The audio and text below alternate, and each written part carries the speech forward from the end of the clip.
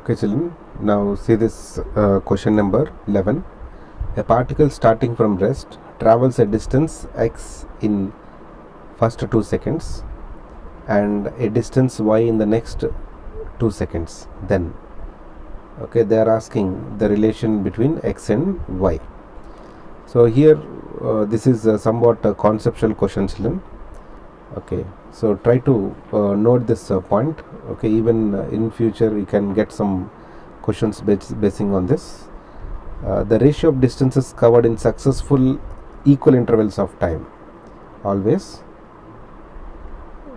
the ratio of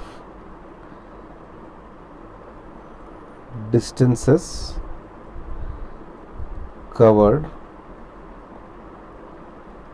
in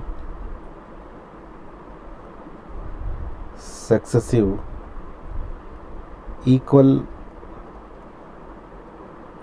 intervals of time is given by 1:3:5:7:9 and so on 2n-1. Okay, but here see they are asking the ratio x is to y for the first 2 seconds and the next 2 seconds. So 2 seconds they are asking, ratio is for equal intervals of time. So that means according to this formula, x divided by y will be is equal to 1 divided by 3. That implies, so y is equal to 3x. Option 3. Now see the next question, children. Which of the following 4 statements is false? Here see they are asking us to identify the false statement. A body can have 0 velocity and still be accelerated. Yes. So even though its velocity is 0, it will be having acceleration, that is at maximum height position you can find this. A body can have a constant velocity and still have a varying speed. No, children. So here constant velocity means nothing but speed only. Okay, so velocity will remain constant. Okay, but again they are talking about a varying speed. So option 2, it is false. See the next question. A car moving with a velocity of 10 meter per second can be stopped by the application of a constant force F in a distance of 20 meter. If the velocity of the car is 30 meter per second, it can be stopped by this force. Okay, so now here same force, but velocity, first case it is 10 meter per second, and by applying a constant force we can stop after traveling a distance of 20 meter. So now if what is the velocity, then we are able to stop the car after covering a distance of 30. Sorry, here they are asking if the velocity of the car is 30 meter per second, that it can be stopped. So here velocity given, children, 30 meter per second, and S2 they are asking us to calculate. So as you know that the displacement of the body is directly proportional to square of the initial velocity. So then directly we can write the formula as u1 by u2 whole square. Here these are the two initial velocities, children. So now substituting 20 divided by S2 will be is equal to 10 by 30 whole square, that is 1 by 9 will get.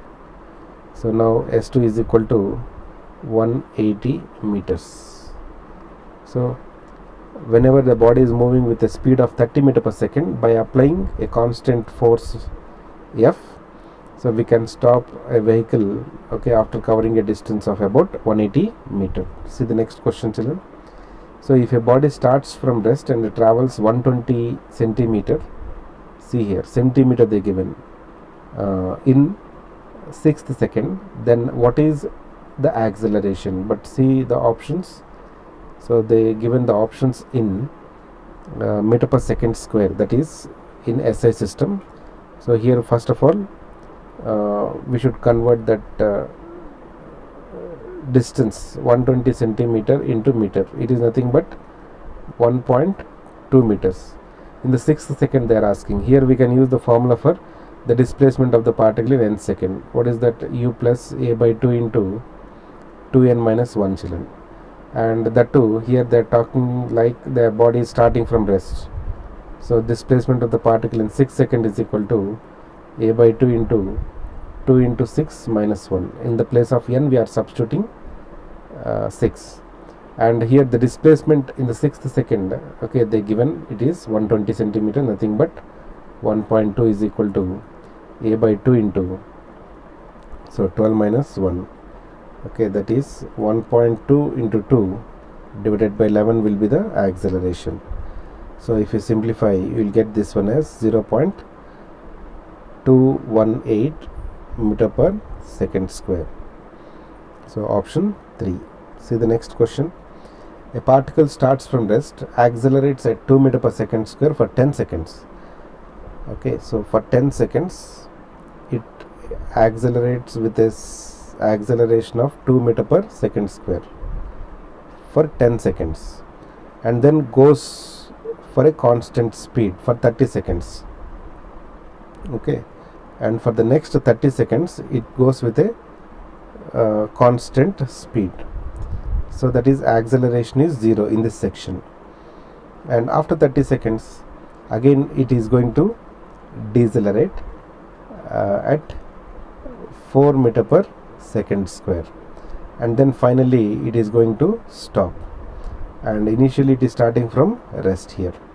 So at this particular point, what is the velocity we should find? Okay, so we know that velocity v is equal to at. So according to that, 2 into 10, that is 20 meter per second. So what is the velocity at this particular point, children? It is about 20 meter per second. So now from point A to B, it maintains the constant velocity of 20 meter per second, and even here also, so we can take the velocity as 20 meter per second. So now S1, what is the distance covered in the first segment? S2, the distance covered in the second segment, and the distance covered in the third segment. We will calculate all these three, and if you add, so we will get the total distance traveled by the particle. Okay, so now first S1, it is initial velocity is 0, no, half at square, that is half, acceleration is 2 into time 10 seconds, that is 10 square. So 1 by 2 into 2 into 100. So what is that? 100 meter. 2 will get cancelled, no? So S1 is 100. Now S2 will find. Okay, displacement is nothing but, as the acceleration is 0 here, so we can write it as velocity into time. Okay, that is 20 meter per second, and for like that, how much time it is traveling with that speed? 30. So it is 600 meters is S2. Now in the third segment, what is the displacement? Okay, as it is retarding, so we can write it as v square divided by 2a, sorry, u square divided by 2a. V is 0 here in the third segment. So with what velocity here it is starting its journey? In the third segment, 20. So 20 divided by 2 into, what is the retardation? 4. Okay, so that is 400 divided by 8. So it is around 50 meter. So now total distance covered, S1 plus S2 plus S3 will be 100 plus 600 plus 50, so which is equal to 750 meter. Option 1. Now see the next question. The displacement of a particle is proportional to the cube of the time lapsed. So displacement is directly proportional to cube of the time. Okay, we can remove the proportional symbol and we can place a constant here. How does the acceleration of the particle depends on the time? So differentiate this, we will get velocity, that is k into 3t square. Again if you differentiate, you will get acceleration, So k into 6t, right? So now once observe how the acceleration is related to time, directly proportional. Okay, see the next question. The particle moves along x-axis as x is equal to 4 into t minus 2 plus a into t minus 2 square. Now they are asking, so choose the correct option. Which of the following is true? So here they are saying that in the first option, initial velocity of the particle is 4. That means at t is equal to 0, if you substitute, so we will not get 4 here. Okay, so first option is not true. Now talk about the second option. Acceleration is 2a. If you want acceleration, you should differentiate this equation 2 times. So x is equal to 4 into t minus 2 plus a into t minus 2 whole square. So now differentiate.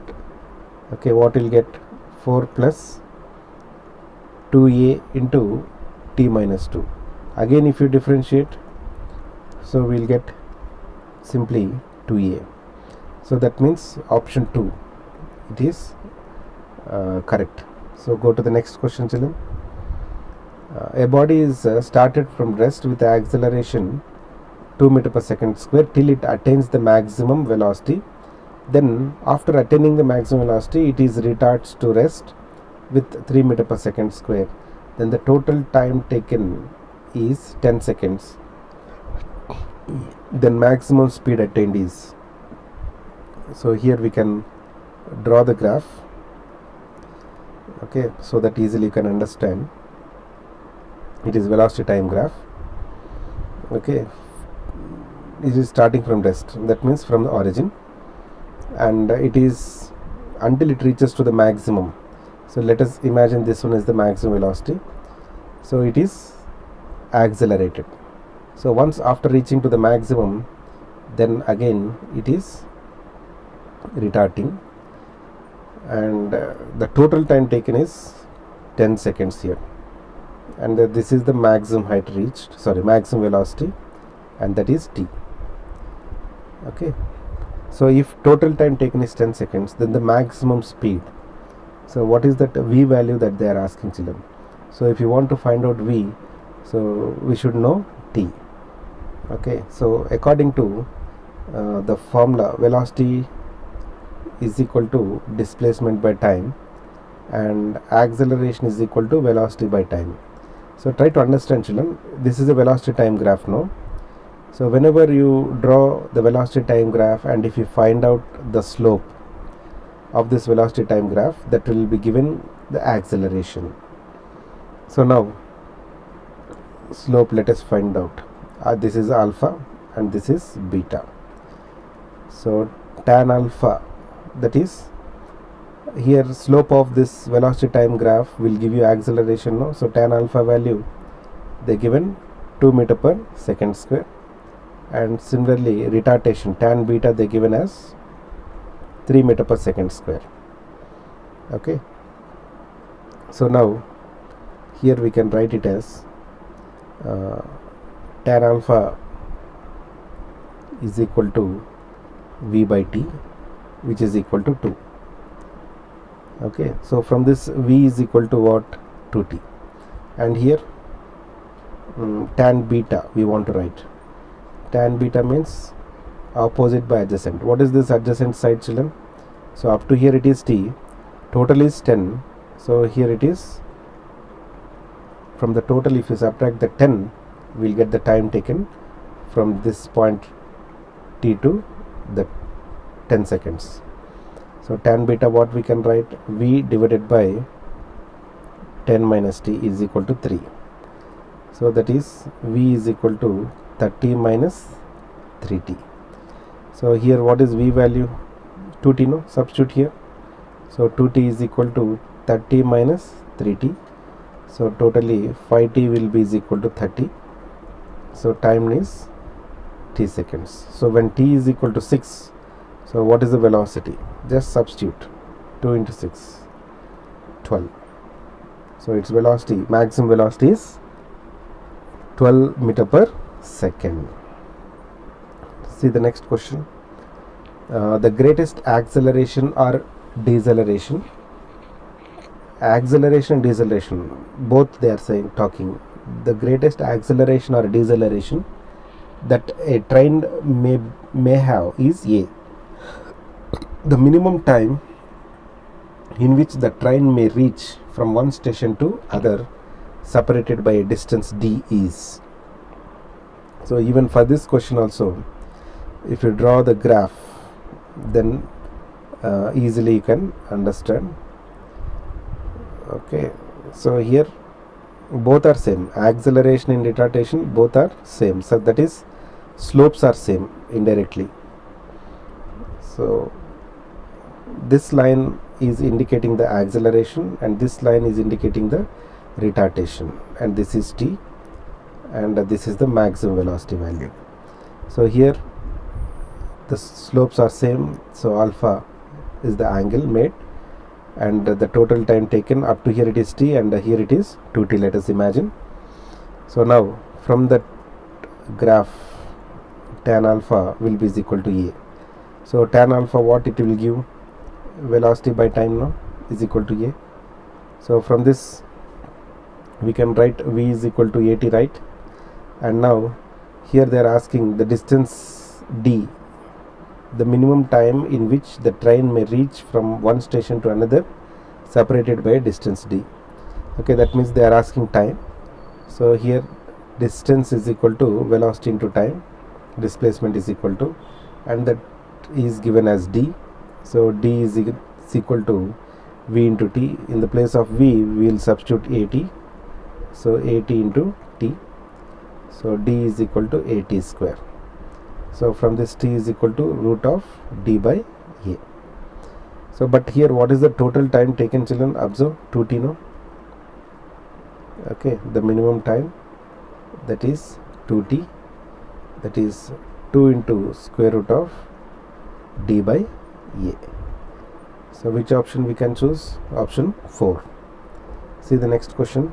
A stone falls from a balloon that is descending.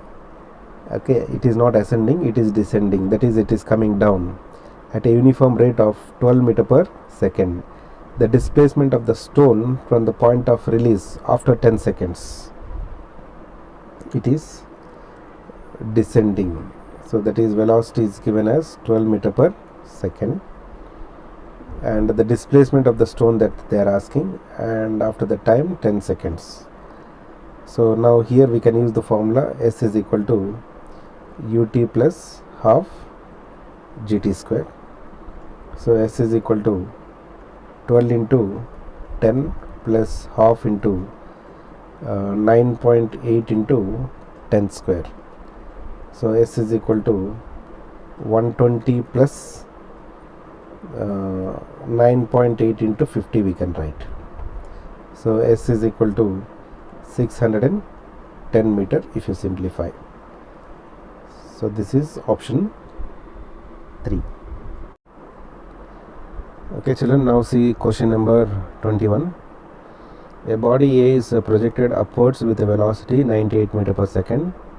A second body B is projected upwards with the same initial velocity but after 4 seconds.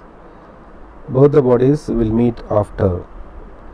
Okay, so let us imagine body A, they are projecting up, so with the initial velocity of 98 meter per second and at t.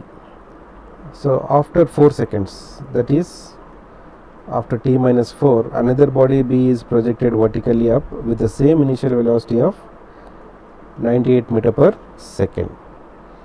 So now both the bodies will meet after what time? Okay, that they are asking. So here, since h1 will be is equal to h2, both the bodies are meeting at the same point. So displacement formulas we can use, that is h is equal to ut minus half gt square. So equating 98 into t minus half gt square will be is equal to 98. Now in the place of t we should write t minus 4 plus half g into t minus 4 whole square. So now if you solve this equation, like 98t minus half gt square will be is equal to 98t minus 98 into 4 plus half g into t minus 4. Further you can expand this one also. So if you simplify this, you will get the time after which they will be meeting as 12 seconds, children. See the next question. Two bodies of different masses, MA and MB, are dropped from different heights A and B. Okay, so this is H1 and this is H2. We can take the ratio of the time taken by the two to cover these distances. So generally we know the formula that the ratio of the time taken will be is equal to root H1 is to root H2. So according to that, it is root A is to root B. See the next question. A stone is dropped into water from a bridge 44.1 meter above the water. Another stone is thrown. See the difference here, two wordings. So this is dropped in the first case. In the next case, the stone is thrown vertically down after 1 second. Both strike the water simultaneously. So what was the initial speed of the second stone?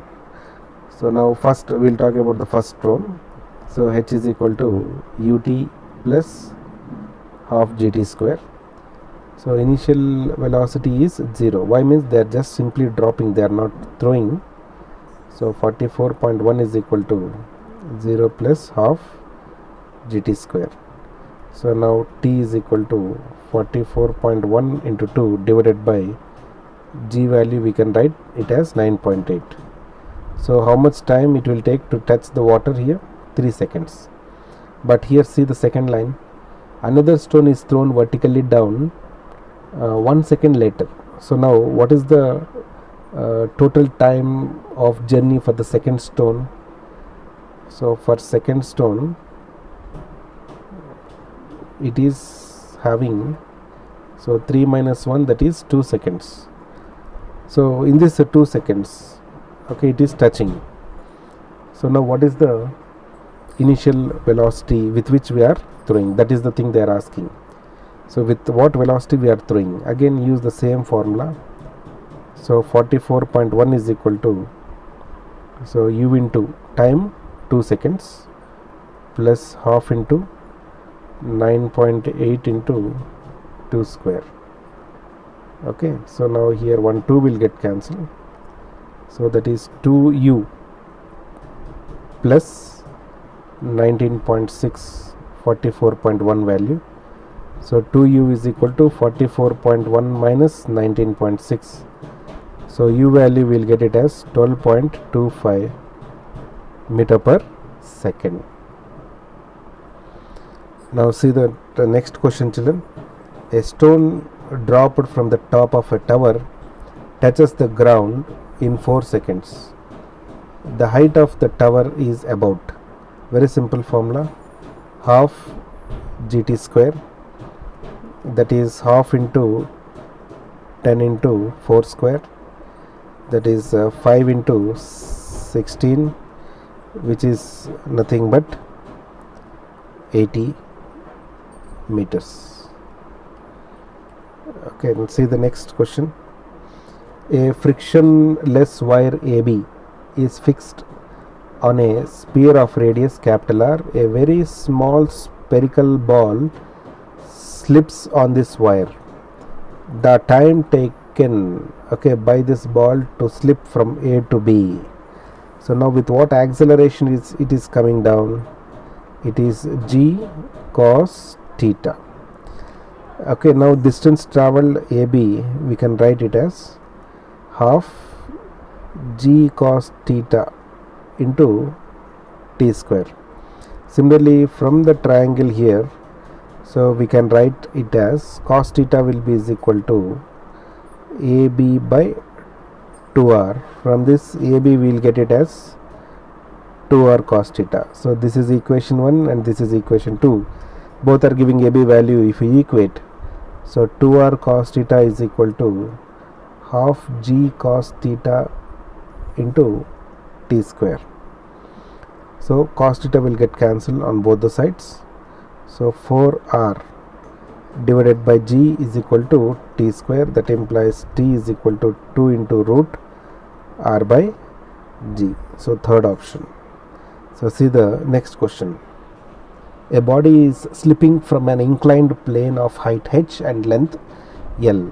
If the angle of inclination is theta, the time taken by the body to come from the top to the bottom. So let us draw the diagram. So this is the inclined surface. The angle of inclination is theta and height h and the length is l. Now here is the body. To come to the bottom, so what is the time it is going to take? That they are asking. So from the diagram, sin theta will be is equal to h by l and l is equal to h by sin theta, first thing. So now when it is coming down, what is the acceleration that it is having? Force that is pulling down is mg sin theta. So now what is the acceleration here? G sin theta. So now we know the formula that h is equal to ut plus half at square. According to that, l is equal to half at square. So l is equal to half into a value g sin theta into t square. So t square we can write it as 2l divided by g sin theta. But l value here we know no, h by sin theta. If you substitute, what will get? 2h divided by g sin square theta. So now from this t, if you try to calculate, so 1 by sin theta into root 2h by g. It is option 3. Sorry. Okay.